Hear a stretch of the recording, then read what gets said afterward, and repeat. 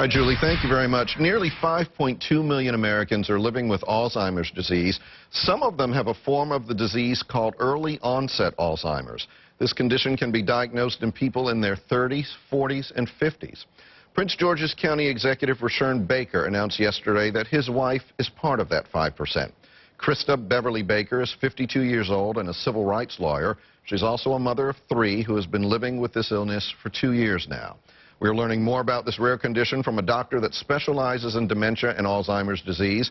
Joining us now is Dr. Zakiya Wynn, neurologist and assistant professor in the Department of Neurology at Howard University College of Medicine and Howard University Hospital.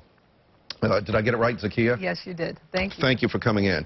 This is, obviously we wish the best for Wynn Baker and his wife Krista and their family. It's a difficult disease to live with, to deal with, and I would imagine particularly if you're a young person and you're not really expecting something like this. First of all, can you put this in perspective? How many people in America at least are diagnosed with this every year?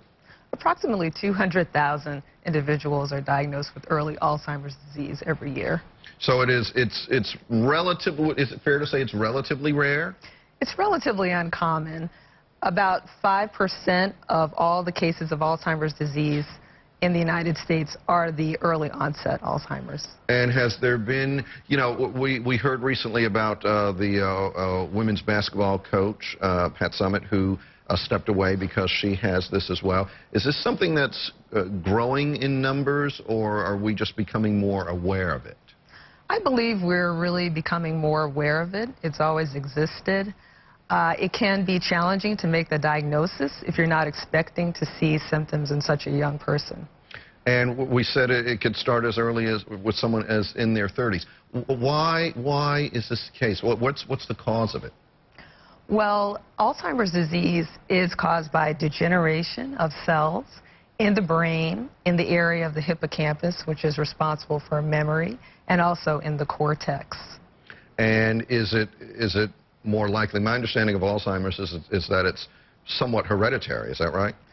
Right. Well, there are sporadic cases and hereditary cases. Now, in the case of the Alzheimer's disease that we're most familiar with in older adults, that tends to occur spontaneously. But in the younger onset forms, it is most commonly genetic. So there's something that has gone on in a family member before. Right. I want to put up on screen some of the things, because we hear about this and it's scary.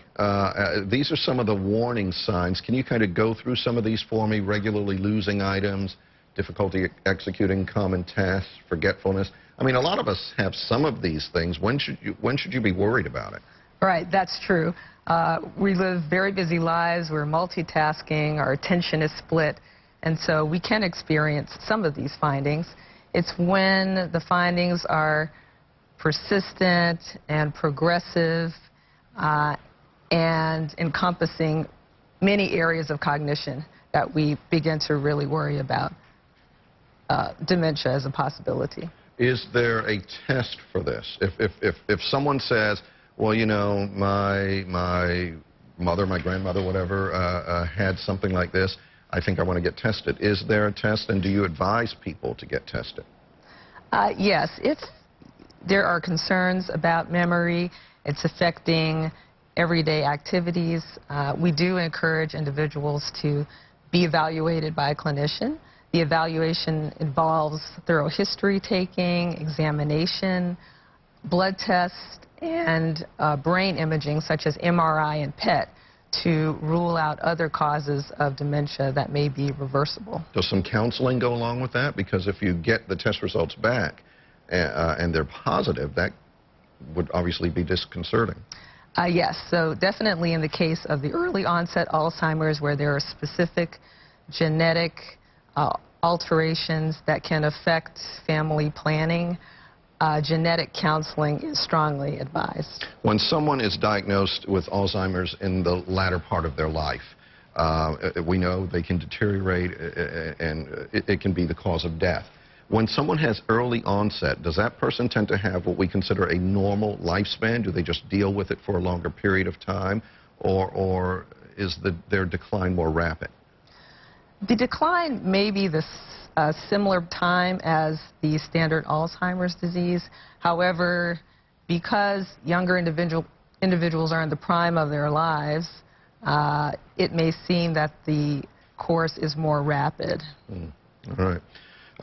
Thank you for coming in, because this is something that people are talking about right now, and that's one of the reasons Mr. Baker put this information out there so people could understand this a little bit better. So we thank you for coming in to talk about it. Thank you. Dr. Zakiya Wynn.